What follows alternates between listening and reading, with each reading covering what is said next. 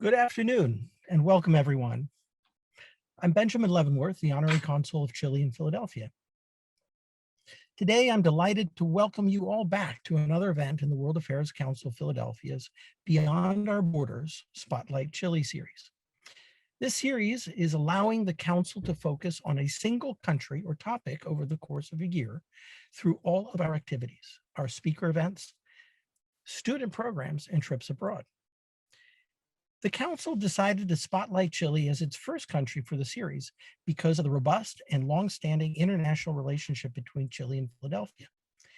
So far, we have learned about Chile's process rewriting its constitution from Chilean senators, virtually experienced Chile's tourism industry from in-country experts, discussed the economic outlook for Latin America with former central bankers of Chile like Jose de Gregorio and Alfonso Prat Gay of Argentina, and hosted a virtual Chilean wine tasting with our friends from Kingston. Just last week, the Council's high school students had the chance to simulate Chile's constitutional reform during their summer seminar. And today, we will learn how Chile is contributing to food innovation and technology around the world. I am particularly pleased to welcome to today's program my very dear friends, Nicolas Moller, Vice Chairman of Hortifrut, and Igor Playner, a globally recognized expert in food innovation. And to also welcome Priyanka Srinivas, founder of Live Green Company. It's been an exciting year of programming, and it's not over yet. This fall, the Council is excited to announce that they are hosting former Chilean president and current UN High Commissioner for Human Rights, Michelle Bachelet, for the keynote event of the series. And then to serve as the capstone for the series, there is a travel opportunity to the Central Valley region of Chile in early 2022, so that interested travelers can have a hands-on experience of what Chile has to offer. In my capacity as the Honorary Consul of Chile in Philadelphia, I have been delighted to serve as a partner for the Beyond Our Borders Spotlight Chile series. We've also partnered with the Chilean and American Chamber of Commerce of Greater Philadelphia, and we are so grateful to their support of the series.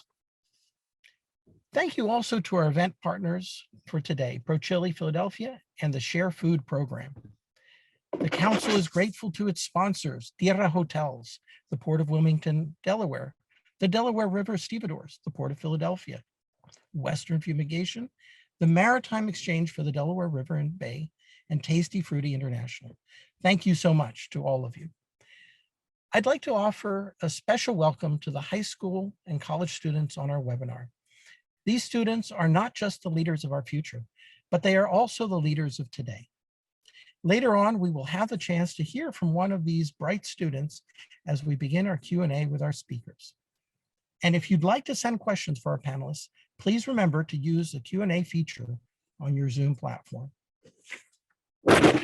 But before we turn to our moderated discussion, I'd like to pass the virtual microphone to Alexander Gabois, the trade representative for ProChile Philadelphia, for a few remarks and to introduce our speaker. Alexander, I hand you the virtual mic. Good luck. Thank you very much, Ben, for the kind introduction. We'd also like to thank the World Affairs Council of Philadelphia, the Honorary Consulate of Chile in Philadelphia, and we'd like to thank the Chilean American Chamber of Commerce for tonight's discussion, for putting all this great work together to promote Chile in this region. For those that don't know, ProChile is the government organization under the Ministry of Foreign Affairs that handles trade promotion. So we promote goods and services from Chile into one of our 57 offices worldwide. Our office in Philadelphia is the newest, opened in November 2020. It's been a very important step in the bilateral relationship between Chile and Philadelphia, considering the current history as far as the ports and logistics, being the Greater Philadelphia region being one of the largest importers of fresh fruits from Chile, among other products. However, as you'll learn today, some of what Chile has to offer and some of ProChile's priorities are not just on the traditional products, commodities, but also on providing food innovation and ways to create sustainable food and beverage products that can be enjoyed around the world. As many of you know, ProChile is a world-class producer of these food and beverage products, and it's our pleasure to work with companies such as the Live Green Co., Hortifrut, and many others to promote their products worldwide and take these important steps to make sure that consumers around the world can learn about, have access to all that we have to offer. And ProChile can do this in a great multitude of ways. Events like this are very important to help spread the word and also put in the forefront our innovators and really show the efforts that Chile has put forward, that it's not just speaking about it, that we are taking these concrete actions to have a benefit, not just for the commercialization of it, but also these benefits to help benefit the environment. I'd like to continue by introducing today's panelists, beginning with Igor Playner. He is the former executive in Ingredion, Vice President General Manager of plant-based proteins. They're a leading global ingredient solutions company. He has specialized in high growth areas of the food and food ingredient arenas with a clear passion for plant-based proteins, not only as ingredients, but also as key elements of formulating the food of the future with a cleaner, more sustainable footprint. He also worked as the VP of Strategy and Innovation for Ingredion, where he guided the company on its first steps in the plant protein field almost 7 years ago by establishing a strategic partnership with a major Canadian producer to commercialize legume-based proteins and flours. Next, we have Nicolas Moller, a global business leader that combines 19 years of practical operational experience in agriculture, produce, and value-added food industries. Following in his father's and his family's footsteps, he is now the 5th generation in the agriculture industry and has been involved in the berry business his entire life. Nicolas is the former CEO and current executive vice president for Hortifrut. In this time, he has been able to have the company go public in the Chilean stock market, became the first B corporation in the industry, and executed key mergers and acquisitions, along with continuing the expansion of operations worldwide across the Americas, Europe, Africa, and Asia in the area of genetics, plant nursery, farming, exports, distribution, marketing, and sales of fresh, frozen, and value-added berry products.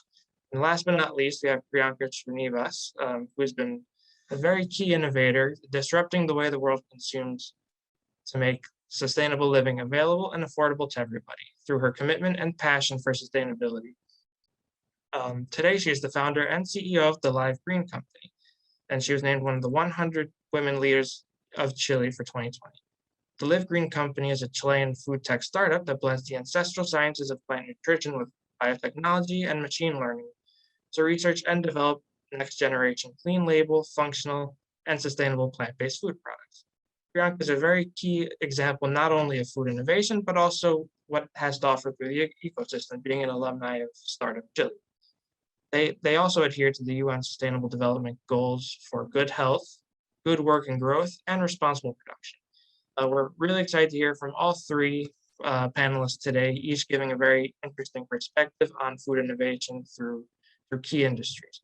And it's my great pleasure to introduce Lauren Swartz, the President and CEO of the World Affairs Council of Philadelphia, who will be moderating this afternoon's discussion. So without further ado, I'd like to pass over the virtual microphone to Lauren. Thank you. Thank you, Alexander and Ben, and welcome to our audience members, guests, and new friends joining us for this lunchtime discussion on food. As you know, the Council has brought our community fresh, nonpartisan, and civil discourse on critical issues affecting the world for over 70 years. And as we all sit at home from our various offices, kitchen tables, and couches, we're watching the news and we're seeing floods and fires and storms all around the world. And it's clear that agriculture faces a multitude of challenges, in addition to the basic pressure to feed an ever-growing world. Today's discussion and our panel of experts will help us unpack the intersection of food innovation and technology. We'll explore together how society may be able to combat global hunger in the face of climate change. And I won't hold us back any further from our panelists. Let's dive in with opening remarks. Priyanka, could we start with you, please? Sure. Thank you, Lauren. And I would really like to thank the World Affairs and ProChile for this opportunity. Before I jump in, I'll just tell you very quickly about myself. I am an Indian by origin. I came 18,000 kilometers to Chile to start a food technology company called Live Green. And like that, that was already mentioned, Live Green Co. is a food technology company that is focusing on not only removing the animal from our food systems, but also going beyond and trying to remove the synthetic and ultra processed ingredients. At the Live Green Company, our vision is to disrupt the way the world consumes and look at food in a very, very close way, where it is about looking at not only the product, but the product production as well as packaging to solve the biggest issues of our time, like all of us know, which is health and sustainability. So I'm looking forward to interacting with you in today. Great. Thank you, Lauren. Thank you. Thank you, Priyanka. Nicolas, let's move to you for some opening remarks, please. Thank you, Lauren. Thank you very much for the invitation to this webinar and also this fantastic topic, right? It's always discussing food is it's the future. So thank you for that. As an introduction of myself, it's true. I am a 5th generation family in agriculture. I grew up in the family farm in the 8th region of Chile, near Los Angeles, and really, it's where the adventure started with Hortifrut. My father imported the first genetics from raspberry genetics from the US. And so the company started the dream of really supplying berries to every person in the world every day. And it was really a crazy dream at that time, very pretentious probably. But after 40 years of work and business model based on alliances and partnerships, today we have been able to achieve a little bit of that. So we're growing in several different countries of the world and interacting with so many growers and customers and consumers in Asia, in Europe, in the Americas, and has been really a beautiful adventure. Thank you, Nicolas. And Igor, let's move to you for some opening remarks, please. Thank you, Lauren. Thanks for the invitation. I'm very happy to speak to the panel and to the group here. So I'm in a slightly different position than my two co-panelists here, is that I have decided to step away from corporate life and try to live now by what is really a passion of mine. But it's a passion that is driven by serious concerns around what's coming at us. And just looking at very basic elements like, if you combine population growth, where we're going to be adding more than 2 billion people by 2050, if you add to that climate change that apparently is happening, and if you, on top of that, add the effects of animal agriculture to what we see happening and interacting with the other two elements, that puts the world in a really worrying position and the need for change. But I think that the need for change is driven mostly by the ability to drive adoption of new food with consumers around the world.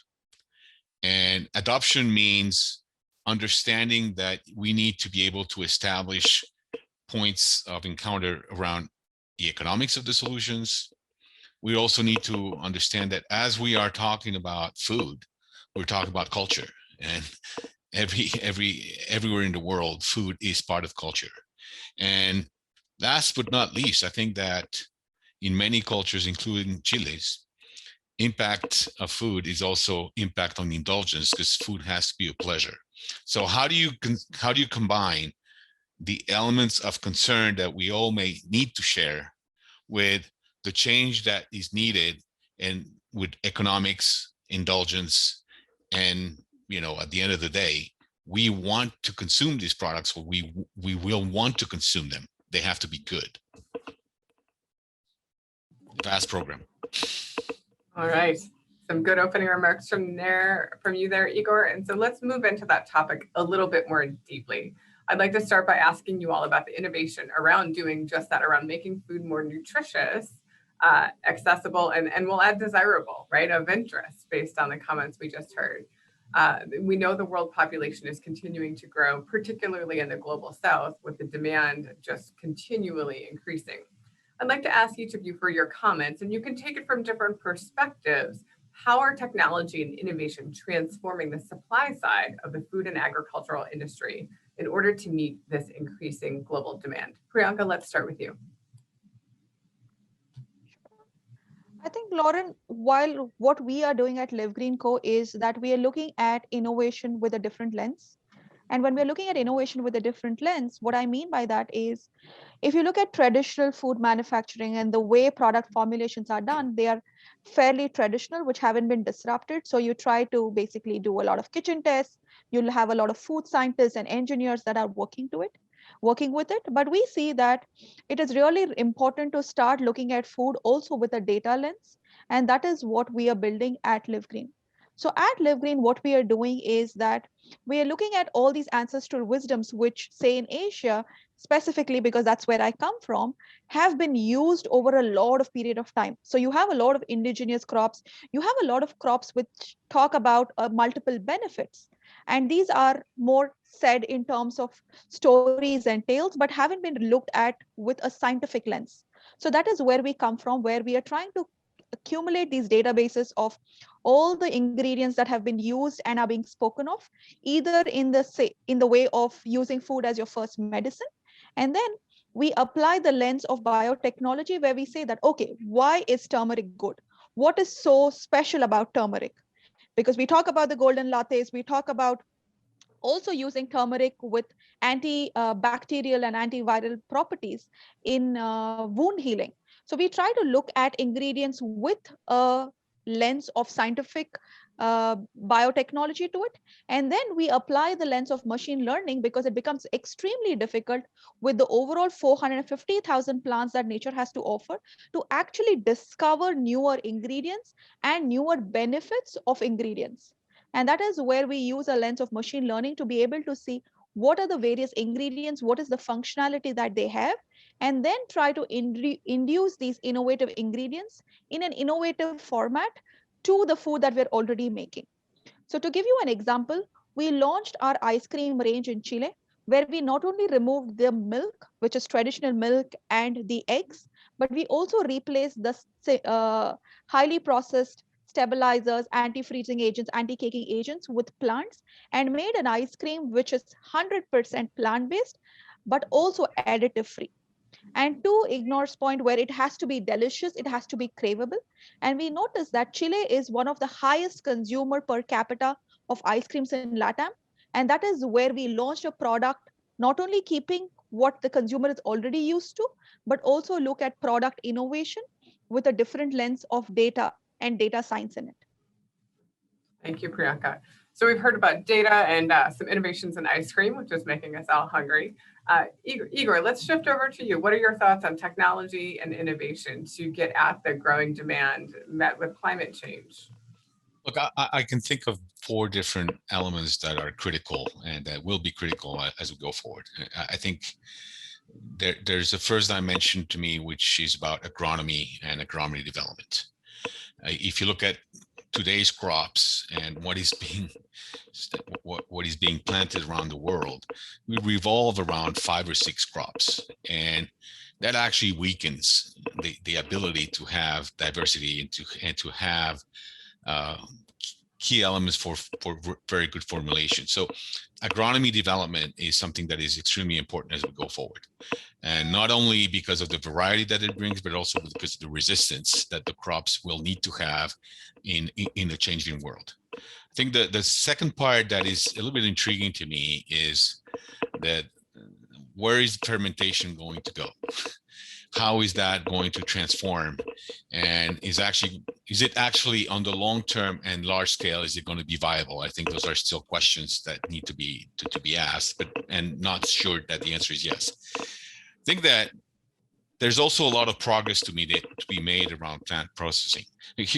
We all hear, especially in the US, but I also know that it is expanding in South America. We hear about the great successes of the Beyond Meats of the world and the Diets of the world. But it is also to be recognized that this is a fairly new industry. And the developments are less than 10 years old.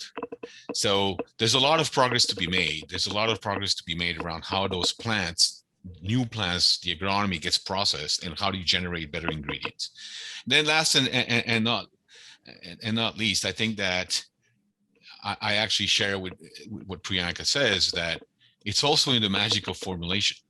And, you know, if you look at another very, very famous Chilean company like Notco formulating its milk with something completely different than what we are all used to, but yet hits the mark in terms of taste. So those are, to me, the 4 dimensions that bring it forward. There's probably others, but I think if we made progress in these 4, agronomy, fermentation, plant processing, formulation, we should have something pretty solid going forward. And you're giving us some hope here, Igor.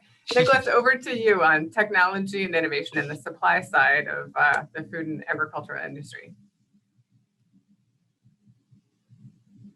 Yeah, this is a great question. And the answer is absolutely in technology and innovation. I mean, those are the real forces that are capable of transforming something that is expensive or scarce to abundant or inexpensive, right? So I'm not gonna, I think the food preparations or food solutions of the future, I think Priyanka and Igor are much expert than me.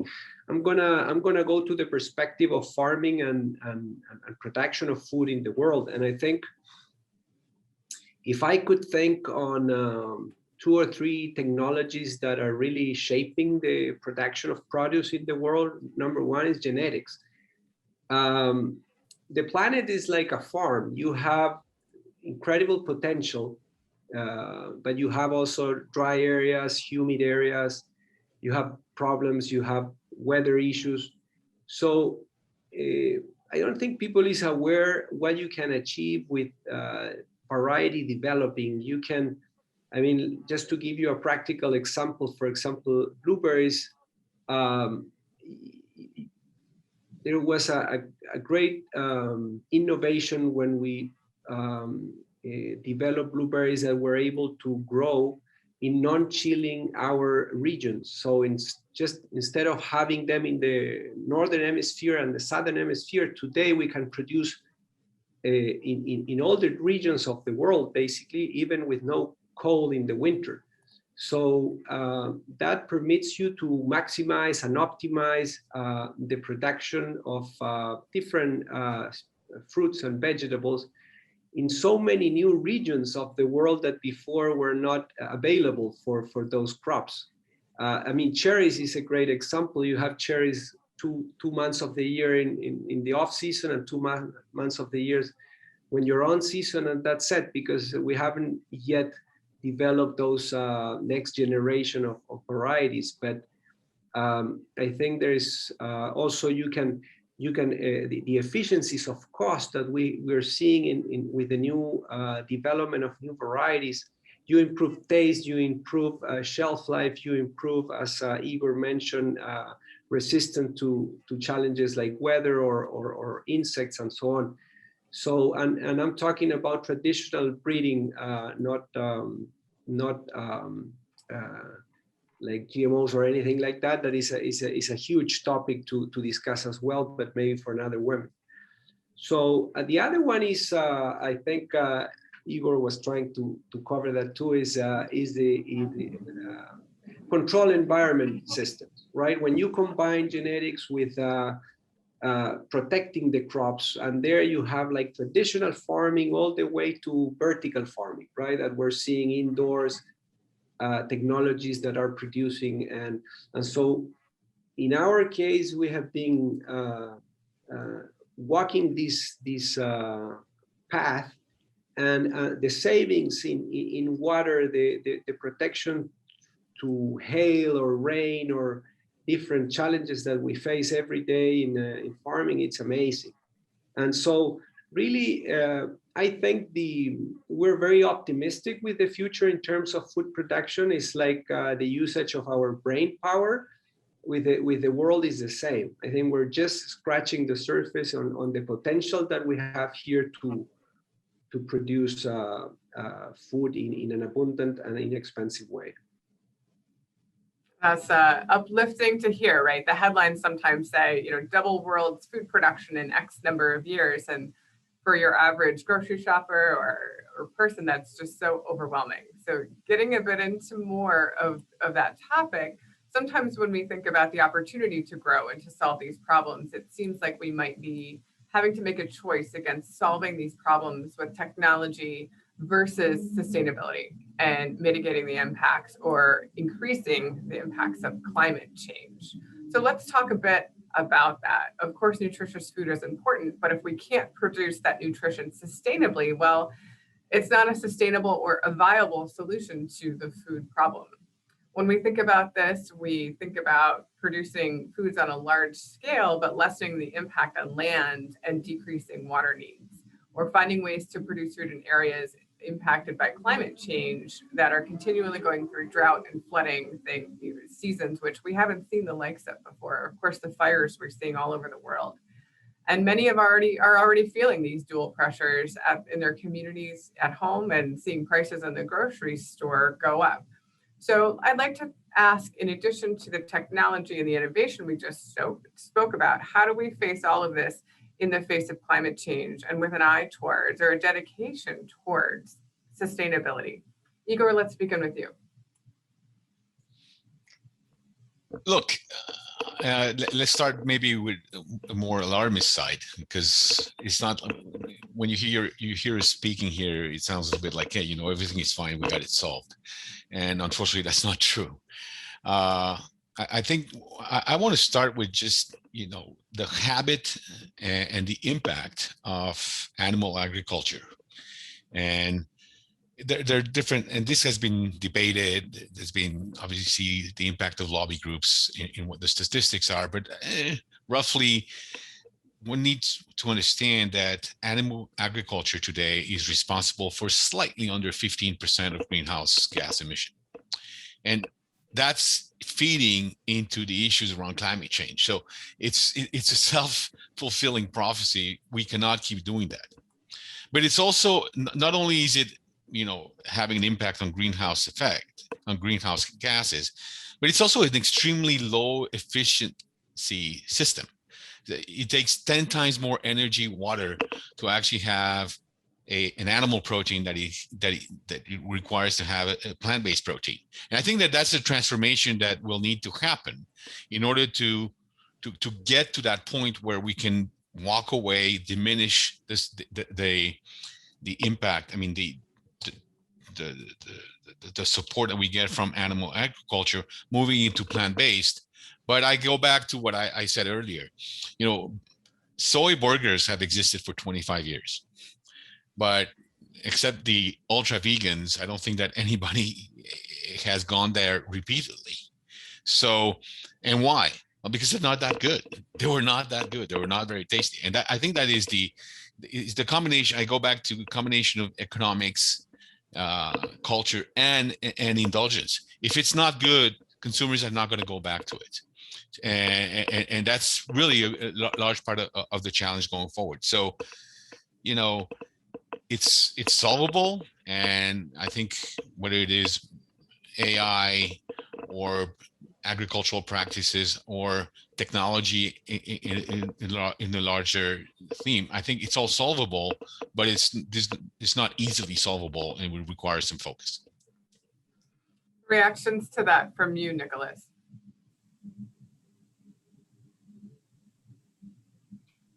Again,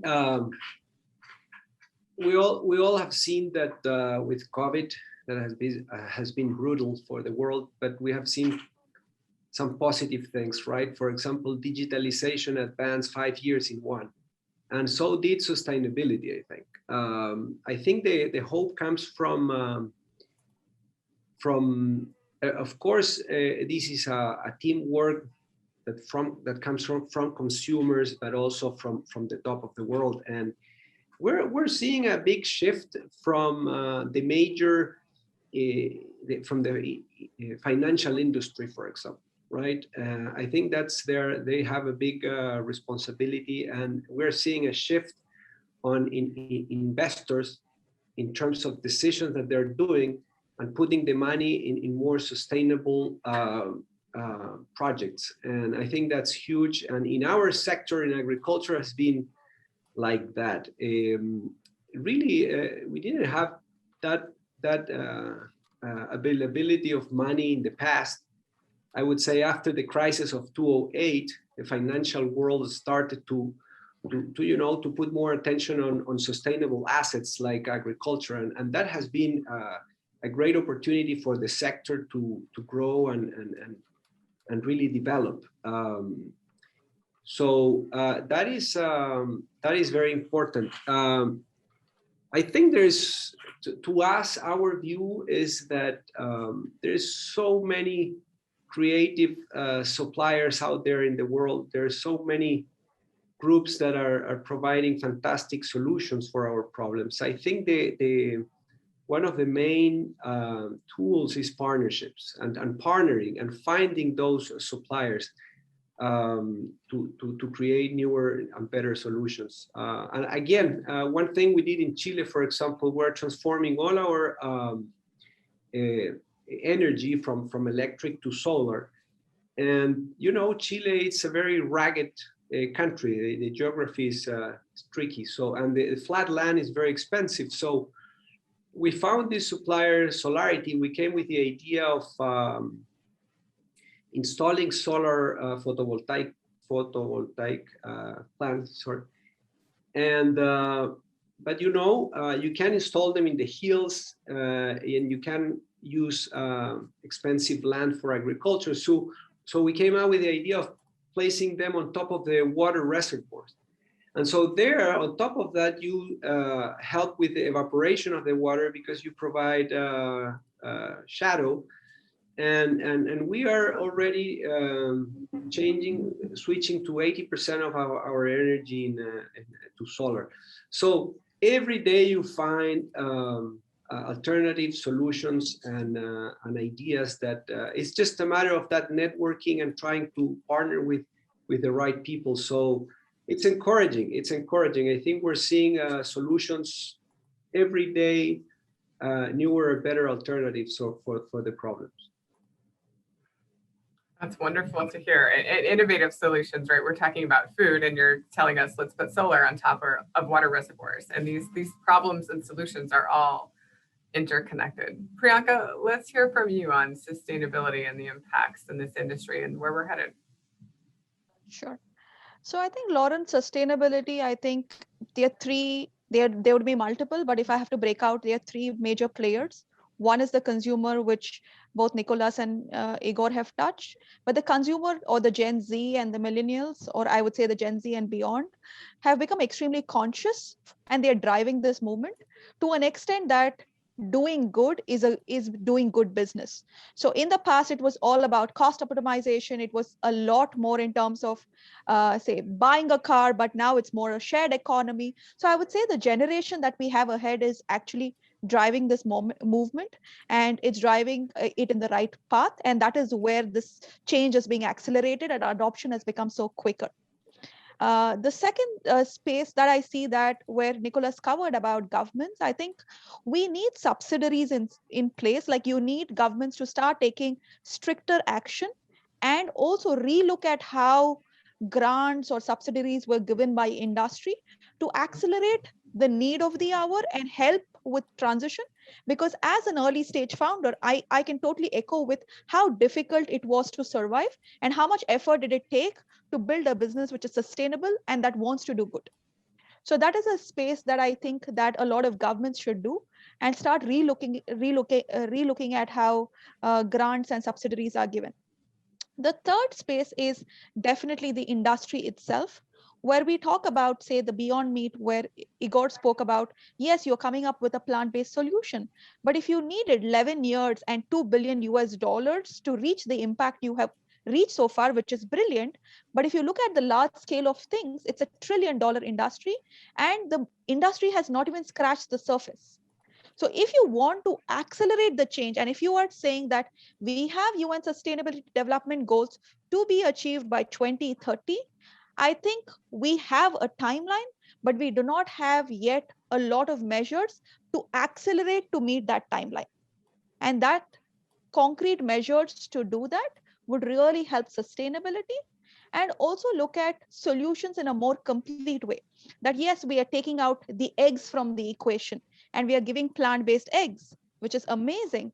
But if we are giving those plant-based eggs, which are say 10 million bottles, which are in plastic, then we are solving a problem, but we are creating another problem.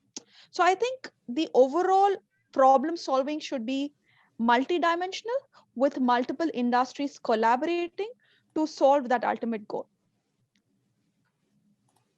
Very well said, Priyanka. We've got some good questions coming in from our audience now. So we'll switch gears to audience participation and questions. And it is our custom here at the World Affairs Council of Philadelphia to have the first question come from a student who is really focused on world affairs and wants to be part of these solutions, maybe as the next innovator, the next diplomat, or the next investor. So today we've got Dan O'Connell of St. Joseph's University with us for the first question, and then we'll move to our audience questions. As a reminder, if you are in the audience today, please jump in with the Q&A feature on your Zoom and send questions in, and we'll facilitate them with our speakers. Dan, over to you. Awesome. Hello, and thank you so much. Quick question I have that kind of builds off of the last question we heard. So Chile saw drastically rising and record high meat consumption rates from the early 2000s into 2010. The United States being one of the largest beef and poultry consuming markets in the world, total production of 52 billion pounds of meat and 48 billion pounds of poultry in the year 2018 alone. So it's by no surprise one of the largest and most lucrative agricultural markets in the world. So with these heavy investments, a continuously demanding global and massive consumer population, and the power of million-dollar lobbying groups in politics around the world, where do we begin in making a substantial national and global effort in this marketing and this transitioning of plant-based protein? Kind of how far have we come, and kind of like how you've been elaborating maybe into more detail too, like how much further do we have yet to go? And does that change purely fall on the goodwill and decision-making of the consumer? Or is there another way to combat the looming meat industry in the hopes of transitioning to highly more sustainable and eco-friendly plant-based proteins in both Chile, the United States, and around the world? Thank you, Dan. A weighty question, as is often the case from our students. Igor, let's start with you. Thoughts on his question? Vast program. Look, I might repeat myself a little bit here, but I look at the evolution as you got to start by making products that people want to consume.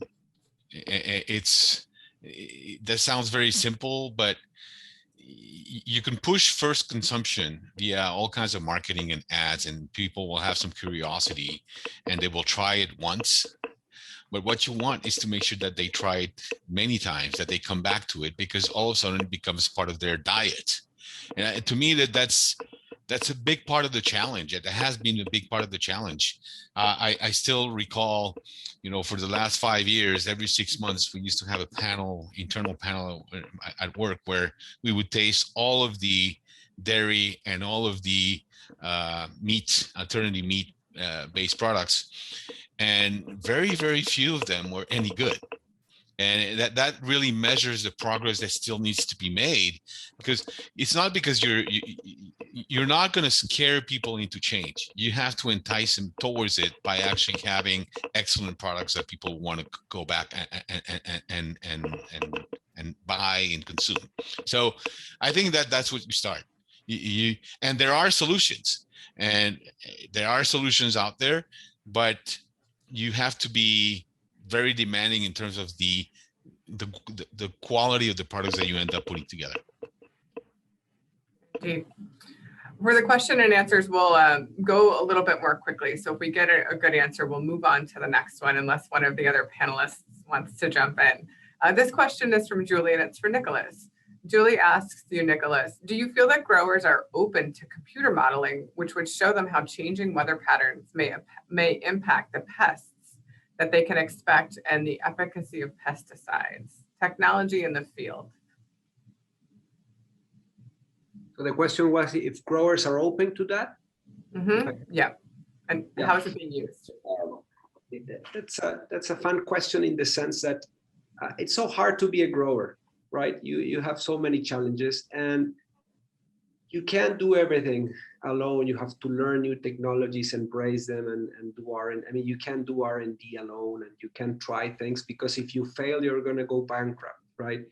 So I think growers are very open to embrace technologies, but they need support, and they need help, and they need assistance. So I think the opportunity there is at least, again, using the way we see things here, is that you have to be part as a grower. I think it's you're going to succeed. You're going to have much better options if you become a part of a group or a network. Because when you combine and you partner with other growers and maybe institutions and universities, you are able to spread the risk, spread the knowledge, and the cost. And I think that's the mission of larger corporations, the larger companies in the food industry, and also universities and different groups. That's the way, at least the way we work. We try, for example, new softwares in different growers, or new varieties in different growers, or new practices. And you know, we do small trials and we grow from there. You shouldn't risk your crop just to do one thing and from, I mean, a black and white decision. But I think, yeah, I think growers are totally open to start embracing those new technologies. Yeah. Thank you. All right, we've got a question from Corey that I'll direct first to Priyanka. Corey asks, how do food innovators plan to overcome conservative attitudes towards alternative types of foods? To take the example of the dairy industry, I know many people who would never even consider drinking a substitute for cow's milk, or they might regard almond milk or similar products as some sort of Whole Foods elitism. Can you comment on how conservative attitudes might challenge people adopting new technologies in food, and maybe what you're doing at your own company to combat this? Priyanka? Sure. I think I could start off by telling you that I am not a vegan and I do consume dairy. And for me, when I was launching the ice cream, I think it was a huge taste test, primarily because I am such a dairy lover. So if the Live Green Co's ice cream had to go onto the supermarket shelf of Chile, for me, it was competing with my own taste buds, and it had to really stand out. So for us, when you are comparing two things, and where we all understand that food is more a part of culture and upbringing, and it has a lot of, I would say, nostalgia attached to it. So for the generations like me, because I have been consuming dairy as a child, it becomes more a change and a step of change, because then it's a transition. But when I talk about my nieces who have come into this new world with alternatives, their taste buds have been molded so differently than mine. And they do not have any nostalgia when it comes to, say, an ice cream of the past. So I feel that at the stage that we are in, there are two parts. One is the old generation, which is the masses. And for the masses to transition, it has to match exactly what they have been consuming in the past. So for me, when we are talking about dairy alternatives, when we are doing with Live Green Co, it is about matching the traditional cow milk and not an almond milk, a soy milk, and an oat milk, because I cannot manage those aftertastes, and those aftertastes are extremely strong. So it is about getting to that neutrality. That is one. The second thing that it comes to the upcoming generations is, because they are a part of this change, their adaptation process is very, very different than mine. And they would have a very, very different reaction when it comes to trying out newer products, because they are more experimental and they have not built a generation of the dairy consumption like I have.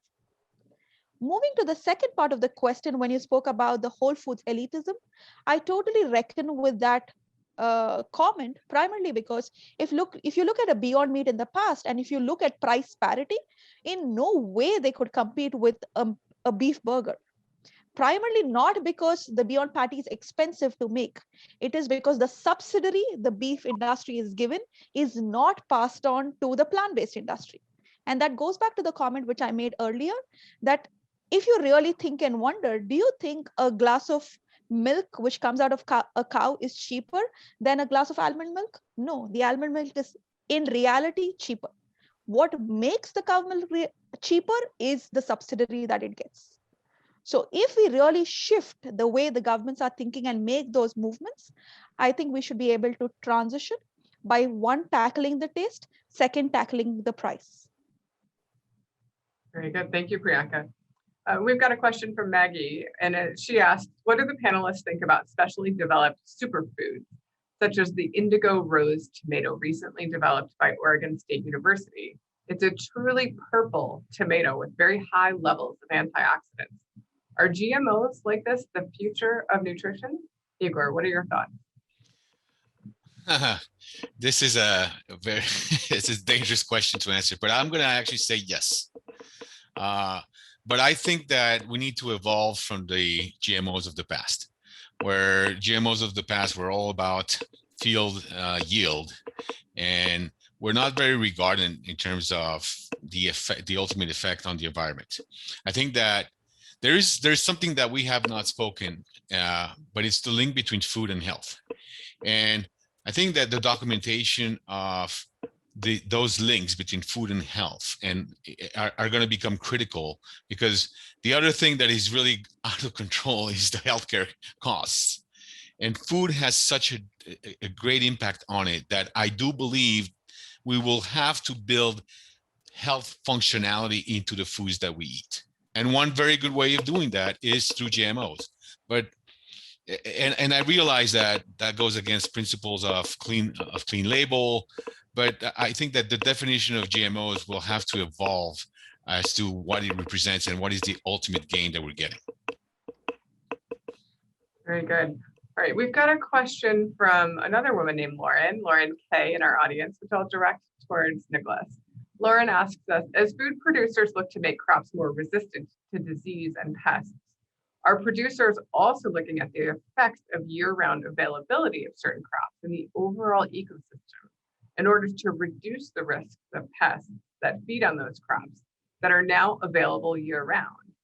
What are the seasonal risks to people and other plants and animals around crops that are now being produced in a longer season? Nicolas, what are your thoughts on this? Lauren, could you, the audio wasn't good enough for me. Sorry. No problem. Let me try again. Can you hear me clearly now? Okay, technology. Eventually, we'll solve this problem too. Perfect Zooms. A woman in our audience named Lauren asks, as food producers look to make crops more resistant to disease and pests, are producers also looking at the effects of year-round availability and production of certain crops in the overall ecosystem? If we're producing crops year-round, what is the impact on the pests and the pesticides that are used, maybe now longer throughout the season, and the other plants and animals that are around crops that are now produced maybe all year long or have a longer growing season? Yeah. Well, first of all, I think it's important to note that and depending the crop, but usually when we talk about producing year-round is in different latitudes and different regions. So it's not that we are, putting that much pressure in a specific farm and planting and replanting, and that's of course in some crops is the case, no doubt. But in produce, rotation is very important. It's part of the health of the ecosystem of the farm. And so I think it's when we think about year-round availability to suppliers, means we're giving the opportunity with technology for new regions to start producing those crops that consumers love and they're willing to buy and get for their house, for their family. So yeah, I think that is important to kind of note there. Thank you, Nicolas. We've got a question about trade policy from George. He asks, can you discuss any impacts you have felt U.S. trade policy has had on Chilean businesses and interests and their ability to further address global food security? Igor. I claim ignorance. You can't be an expert on everything. Fair enough. All right, Priyanka or Nicolas, would either of you care to comment on the impacts of U.S. trade policy on Chilean businesses and interests? The only comment that I have to make is Chile has the strong organizations like ProChile that really help businesses to reach out to global businesses, and ProChile has been playing that role for us, but we are fairly in an early stage to be able to share more specifics with you. But that interest coming from the government to support is definitely takes you a long way. Fair enough. We've got another question here about the valuation of companies that are in this alternative space, right? The valuation of Oatly or all of the meat alternative companies are become astronomical, and some people think they're completely overvalued, creating risk to the industry as a whole, right? Making it look like it's a fad. Igor, would you like to comment on this? And you don't have to comment on the specific countries or companies, but of course, all of a sudden there's this massive business and investment interest in these businesses. Is it real, and how will it impact other businesses going forward? Look, I wish I knew the full answer to that, because then I knew I would know where to invest. But I have to say that I obviously the valuation models have gone really crazy. I think that companies that are pre-revenue that are being valued into billions of dollars, it kind of strikes the imagination, and you just can't say, well, wait a minute, how is this happening? So, but I also believe that I'm looking at it from my own very classic and economic trained eyes, which says, well, if you want to have high valuations, you need to have steady growth and you need to have steady revenues. I think we're in a different environment. I think that we're in a different environment that, first of all, has high availability of capital and money to be spent, and where there are some problems that need to be solved, and companies that are coming up with solutions are likely to get high valuations. So from my perspective as an investor, I think that the valuations are absolutely crazy. I've dug into some of the models and how they've been built, and some of the assumptions. They are very aggressive, and undoubtedly, I think that there will be some disappointments.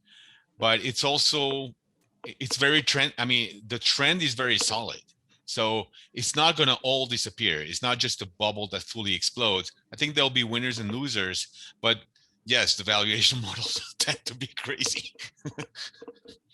A balanced answer. Nicolas. Thank you, Lauren. Yeah, I have a slightly different opinion, in the sense that, I mean, I'm not going to get into portfolio diversification or anything like that, but really, if you think about how technology is exponentially changing the way we live, and you know, the supply chain and the food we eat and so on, things happen in a much shorter period of time. And I think it's a fantastic news, because that capital is giving us the opportunity to accelerate the solutions of the problems that we have in the world today. And I think that the market is looking into that, because if every time we hit a solution, the growth is really exponential. So I think that is helping tremendously the innovation and our capacity to reinvent ourselves.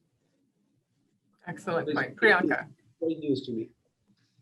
So I think I would talk to you from a startup founder's lens, where the idea is that if you are building, the valuation should be looked with two angles. If you're looking at, hey, how many burgers are you selling, or how many eggs or milk cases are you selling, I think that does not add to the logic of a traditional business saying, okay, I'm selling $100, you could be valued, say, at $200, because next year I assume you will do 200, right? And that is how you will look at a traditional model.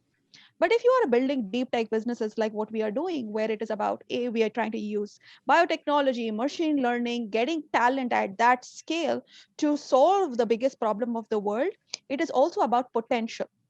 So currently the food tech space is going into two things. One, yes, the valuations are going crazy or the investments are going crazy is because there's a lot of money, but there are very, very limited companies that are doing it. So that is the reason why there's a lot of money going into fewer companies. That is one part of the story. The second part of the story is, yes, it is not only about what the company is doing today, but the potential that it has. And that cannot be mapped with the revenue that it's making today, but the technology or the resource or the research that needs to go in to finally build that solution. Because rightly pointed out multiple times during this discussion is that if you have to hit the taste or if you have to hit that desirability, it does not happen with a kitchen test. And that is not something you are dealing with, and you're dealing with more complex research, and that needs resources. And as founders, when you're trying to say, okay, I need $100, you would not give away 50% of your company or 70% of that company to get those $100. As a founder, you would be willing to give out X% of that equity to get that capital influx, and that in turn pulls the revenue up or the valuation, because the valuation is not what you start with. You start with how much money you need and how much equity you're ready to put on the table, and that translates to the valuation of the company. And that's where I see the overall industry heading and the reason for those numbers. You all did a very good job answering that question without giving any actual investment advice. Well done. That's hard to do. We unfortunately are out of time and we'll need to wrap up. There's many more questions that our audience has for you today, but of course there's never enough time for a discussion as complex and impactful as this around climate, technology, food, supply chain, and all of your expertise. Thank you, Priyanka, Igor, and Nicolas, for being with us today. We so deeply appreciate your time and diverse perspectives that you shared with us. And thank you, of course, to our series partners, the Chilean and American Chamber of Commerce in Greater Philadelphia, of course, the Honorary Consulate of Chile in Philadelphia, and to our event partners, ProChile Philadelphia, and the Share Food Program, as well as our series sponsors. To our audience, as always, thank you for your time and attention and challenging questions, and for your insight that you shared with us and that you'll go share with your friends and colleagues on this complex topic moving forward. We encourage you to join us for other upcoming programs as well, which you can find all on our website, wacphila.org. Next month, we're taking a look at how U.S. foreign policy towards Russia has evolved and stayed the same from the Clinton administration to the Biden administration over Putin's 20 years in power. And we do have a very exciting fall lineup, including a return to in-person programs, which we will announce soon. Thank you all for your time this afternoon and for being with us, and have a wonderful day. Thank you. Bye-bye. Pleasure. Thank you. Thank you, everyone. Thank you to my co-panelists.